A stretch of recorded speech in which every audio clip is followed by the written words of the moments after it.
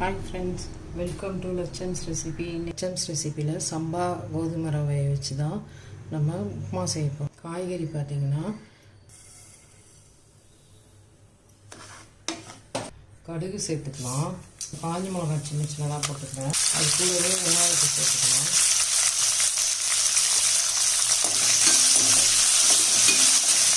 இப்போ பாருங்கள், வெங்காயம் இந்த அளவுக்கு வதங்கினா போதும், கண்ணாடி போட்டு மாறினா போதும். நம்ம இந்த பீன்ஸ் கேரட் சேர்த்துக்கலாம். போது நம்ம ரவையை கொட்டி கிண்டிக்கலாம்.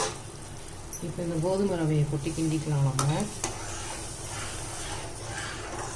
இலையை தூவி நம்ம நெய் சேர்த்துருக்கேன், கொத்தமல்லி இலை கொஞ்சம் சேர்த்து சூப்பராக சம்பா கோதுமை ரவை உப்புமா ரெடி ஆகிடுச்சு. நீங்களும் இந்த மாதிரி செஞ்சு பார்த்துட்டு இப்போ பாருங்கள், உப்புமா வேகிற கேப்லேயே சட்னி காமிச்சேன்ல, அதெல்லாம் அரைச்சிட்டு தாளிச்சிட்டேன். லச்சம்ஸ் ரெசிபி லைக் பண்ணுங்கள், ஷேர் பண்ணுங்கள், சப்ஸ்கிரைப் பண்ணுங்கள். தேங்க்யூ.